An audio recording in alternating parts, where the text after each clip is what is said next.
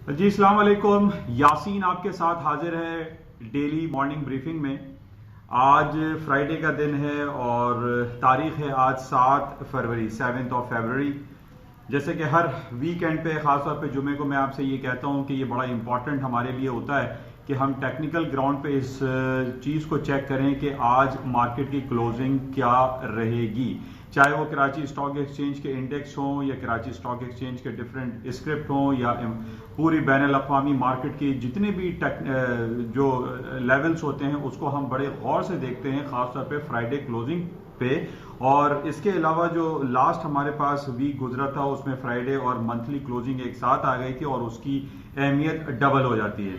तो इसी हवाले से आज भी बड़ा इंपॉर्टेंट डे है, फ्राइडे है। और इसके अलावा जो सबसे इंपॉर्टेंट आज इवेंट हमारे पास रहेगा वो है अमेरिका की जॉब रिपोर्ट, अमेरिका का non farm payroll and unemployment rate. ये अमेरिका की जो स्टैटिस्टिकल ब्यूरोज होते हैं उसमें सबसे इंपॉर्टेंट और सबसे बड़ा डेटा तस्वुर किया जाता है और इस पे ही सारा इन्हिसार होता है अमेरिका की स्टॉक मार्केट पे, करेंसी मार्केट, गोल्ड, सिल्वर, तमाम के तमाम जो आर्टिकल्स हैं या आइटम्स हैं या कमोडिटीज हैं या स्टॉक हैं या चाहे वो करेंसीज हो, वो इस जॉब रिपोर्ट पे डिपेंडेंट रहते हैं।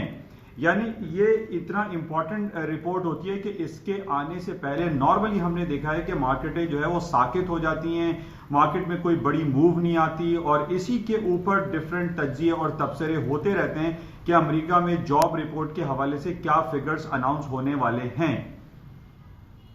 2 दिन कबल जनाब डोनाल्ड ट्रंप साहब ने अपनी स्टेट ऑफ द यूनियन में इस बात का बड़ा इजहार किया कि उनकी जो जॉब रिपोर्ट है या जॉब मार्केट है वो बड़ी जबरदस्त चल रही है और उनका अनएम्प्लॉयमेंट रेट 50 साल के लोएस्ट लेवल पर खड़ा हुआ है। लेकिन यहां पर यह बात बड़ी इंपॉर्टेंट है कि अनएम्प्लॉयमेंट रेट बहुत ज्यादा नीचे आ जाना, यानी इस वक्त अमेरिका का जो अनएम्प्लॉयमेंट रेट है वो तकरीबन 7-8 साल के लोएस्ट लेवल, 50 साल के लोएस्ट लेवल पर है, लेकिन ये 10% से गिरते गिरते 33.5% तक आ गया है। लेकिन सवाल यहां यह पैदा हो रहा है कि क्या अमेरिका में लेबर क्रंच हो सकता है? क्या वहां पर काम करने वालों की कमी वाकई हो सकती है? क्या वहां पर जो डिफरेंट कंपनीज हैं, बड़ी बड़ी जो आउटलेट्स खुले हुए हैं, क्या वहां पर वो वर्कर्स अवेलेबल हैं? तो इसका जवाब हमें ये मिलता है कि अमेरिका में एक लेबर क्रंच आने वाला है और वहां पर लेबर क्रंच वाली कैफियत पैदा होती चली जा रही है। बहुत सारी जगहों पर हमने ये देखा है कि हमारे अजीजों कारिब भी वहां पर रहते हैं, लेकिन वो यही बताते हैं कि वहां पर लेबर बड़े मुश्किल से मिलती है, छोटा काम करने वाले लोग वहां पर अवेलेबल नहीं है, फार्मर्स अवेलेबल नहीं है, जिसकी वजह से एक प्रॉब्लम क्रिएशन दिखाई देती है अमेरिका की इकोनॉमी में। ये बात जरूरी नहीं कि जनाब अमेरिका का जो अनएम्प्लॉयमेंट रेट है वो कम से कम तरीन होता चला जाए तो उनकी इकोनॉमी के लिए बहुत अच्छा होगा, या वो 0% पे आ जाए या 1% पर आ जाए तो it is not too good for US economy. तो हमें इस बात पे बड़ा फोकस करना पड़ेगा कि क्या अमेरिका का जो अनएम्प्लॉयमेंट रेट आज आता है, जो एक्सपेक्टेशन 3.5 की है, क्या 3.5 से अगर वो नीचे आता है तो वो क्या अमेरिका की इकोनॉमी के लिए अच्छा होगा? आई पर्सनली फील कि ये अमेरिका की इकोनॉमी के लिए अच्छी बात नहीं होगी। अमेरिका की रिपोर्ट इतनी अच्छी हम नहीं गिरदान सकते कि अगर उनका बेरोजगारी का जो रेशो है, जो शरह है, वो घटती चली जा रही है और कहीं ऐसा ना हो कि अमेरिका में काम करने वालों की अवेलेबिलिटी जो है वो बहुत ज्यादा स्टेक पर आ जाए। अच्छा, जब काम करने वाले लोग नहीं होते उसका जाहिर है कि नेगेटिव इंपैक्ट पड़ेगा अमेरिका की इकोनॉमी पे, अमेरिका की बड़ी बड़ी कंपनीज पे, क्योंकि काम है लेकिन काम करने वाले लोग नहीं है। तो ये बड़ा इंपॉर्टेंट है। जरूरी नहीं है कि जनाब 10% से गिरते गिरते जो बेरोजगारी की शरह है या जिनका जो रेट है वो 3.5 पर आना, आई डोंट फील कि वो अमेरिका की इकोनॉमी के लिए बहुत ज्यादा लॉन्ग लास्टिंग के लिए अच्छा हो सकता है। बहरहाल इसको हम देखेंगे, शाम को 5:30 बजे इसकी रिपोर्ट है। लेकिन हमारे पास जो डिफरेंट पिछले हफ्ते थोड़ा सा इसको कंपाइल कर लेते हैं कि जनाब पिछले हफ्ते जो सारी सूरत हाल हमारे सामने रही। एक तो खास तौर पे अमेरिका में जो सेनेट में जो सिलसिला चला और हेयरिंग और इम्पीचमेंट के हवाले से डोनाल्ड ट्रंप साहब जीत गए और वो 67 सीट्स नैन्सी पेलोसी हासिल नहीं कर सकी। इसकी वजह से उनको नाकामी का सामना करना पड़ा और ट्रंप साहब जाहिर है अब तो वो बहुत ज्यादा विनिंग पोजीशन में हैं और अब ये कहा जा रहा है कि 2020 जो नवंबर में इलेक्शन होगी अमेरिका के, उसमें भी सेकंड टेन्योर के लिए ट्रंप साहब सबसे ज्यादा स्ट्रांग कैंडिडेट दिखाई देते हैं।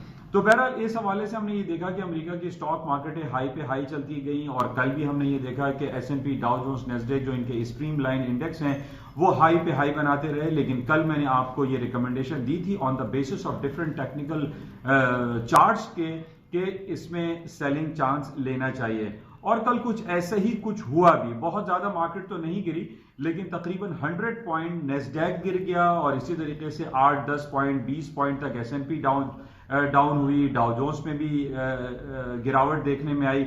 लेकिन आज हम ये देख रहे हैं, अभी एशियन मार्केट बंद हुई हैं और यूरोपियन मार्केटें खुल चुकी हैं। हम ये देख रहे हैं कि अमेरिका की स्टॉक मार्केटों में दोबारा से तेजी का रुझान वापस आ रहा है।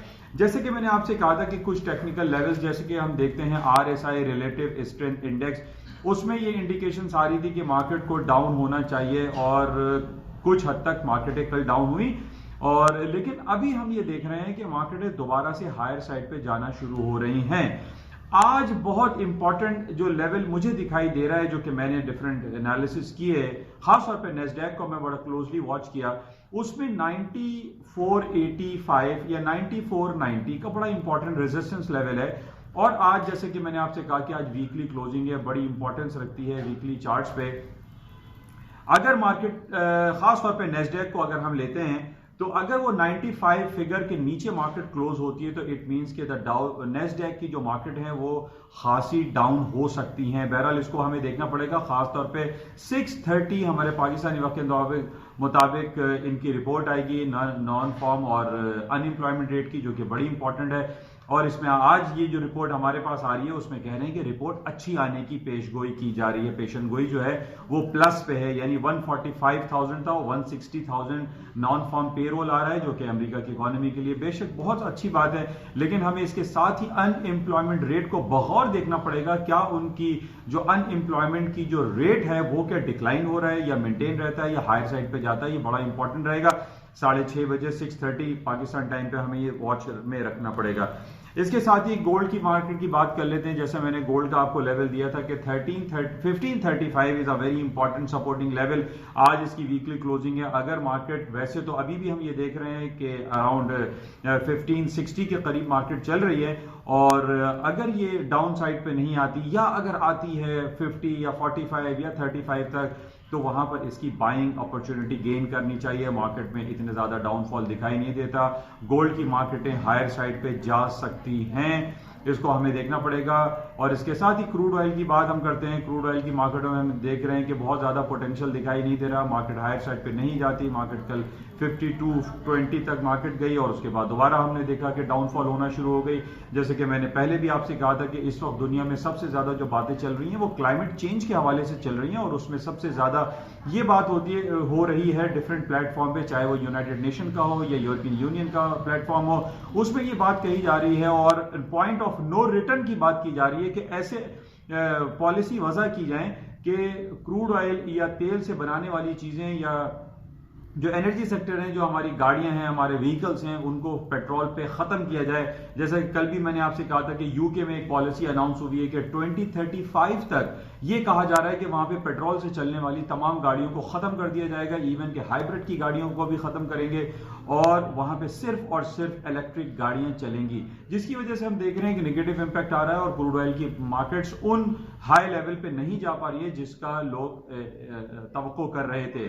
दूसरी तरफ हम ये भी देख रहे हैं कि रशिया, जो कि नॉन ओपेक कंट्री है, और उसने ये अनाउंस किया है कि वो कट की पॉलिसी को मेंटेन नहीं रखेगा, कट नहीं किया जाएगा, जिसकी वजह से हम देख रहे हैं कि मार्केट में क्रूड ऑयल की जो इन्वेंट्रीज हैं उनमें खातिर खा इजाफा हो रहा है। अब जब इन्वेंट्रीज जब में इजाफा होता है, तो जाहिर है कि उसमें क्रूड ऑयल की प्राइसेस से डाउन साइड पर आती हैं, और कुछ यही सूरत हाल देख रहे हैं कि मार्केट है डाउन साइड पे। बहरहाल आज वीकली क्लोजिंग में हमें देखना पड़ेगा कि 5250 के ऊपर मार्केट बंद होती है या नीचे। 5250 is a very important resistance level है। अगर मार्केट है डाउन साइड पे रही और क्लोजिंग इसके नीचे आई, तो इट मींस के ऑयल की मार्केटों में मजीद डाउनफॉल आ सकता है। इसको हमें क्लोजली देखना पड़ेगा। बहरहाल ओवरऑल जो सिनेरियो है वो अमेरिका की स्टॉक मार्केटें हाई पे हाई बनाती चली जा रही हैं, लेकिन आज मैं दोबारा आपसे, जैसे कल मैंने आपसे कहा था कि सेलिंग चांस लिया जा सकता है, लेकिन आपके स्टॉप्स प्लेस होने चाहिए क्योंकि मार्केट कई साल कई महीनों से हाई पे हाई बनाती चली जा रही है। मार्केट में टेक्निकल करेक्शन की जरूरत है और माइट पॉसिबल कि आज 6:30 पे जो अमेरिका की पे रोल की रिपोर्ट आए उसमें अगर कोई खराबी हुई या उस बेस पे मार्केट कुछ डाउनफॉल हो सकती है। बहरहाल इसको हम क्लोजली वॉच करेंगे और देखेंगे क्या सूरत हाल रहती है। इसके अलावा करेंसी की बात हम करते हैं। करेंसीज में स्टर्लिंग और यूरो की मार्केटों में जो सस्टेनेबिलिटी थी वो नहीं हो पा रही है और 1.29 समथिंग पे स्टर्लिंग की मार्केट आ गई है। 1.0980 पे यूरो की मार्केट है डाउनफॉल का शिकार है, लेकिन इसमें भी कुछ बाइंग अपॉर्चुनिटी गेन की जा सकती है क्योंकि इसको अगर आप टेक्निकल ग्राउंड पे जाकर देखते हैं तो यहां पर कुछ बाइंग लेवल्स हमें दिखाई दे रहे हैं टेक्निकल चार्ट्स पे।